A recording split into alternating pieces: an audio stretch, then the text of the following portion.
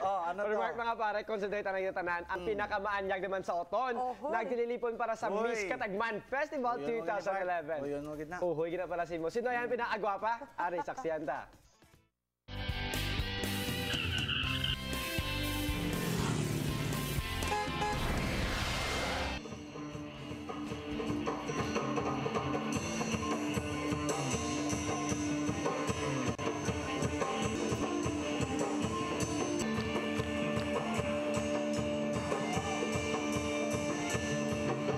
Beautiful and sexy, confident and refined. Pito tanan ka mga kandidata ang nagpa-indis-indis para masungkit ang corona sa isa ka prestihiyoso nga beauty pageant sa Banwa sang Uton. Kung ila tawgon, Miss Katagman. Daw kaangay lang sa Miss World ang production number. Ang ila costume, himo sa indigenous materials.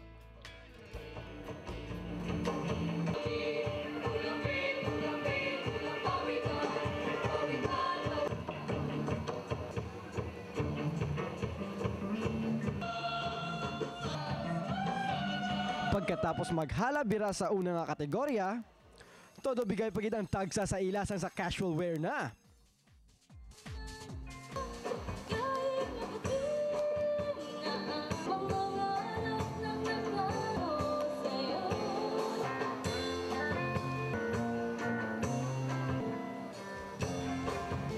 Patahom-tahom kurbada kapag kinis-kinis naman ang sambuwa sa playsuit.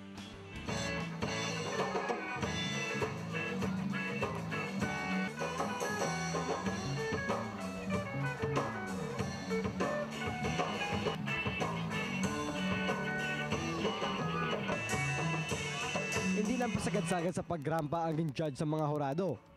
Gani, gin-showcase man sining mga dalaga ang ila God-given talents.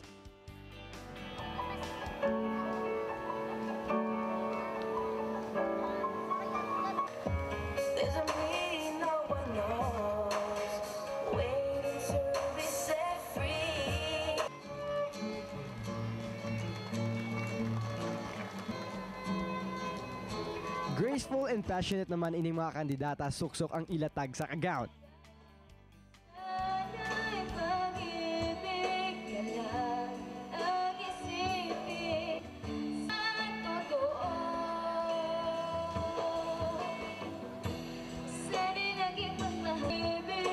Sa mga otonganon, padayon lang sa inyo maayo nga mga buluhaton. Tutok lang kamo diri sa arangkada kay sigurado masaksihan nyo gid ang bonggang-bongga nga mga istorya.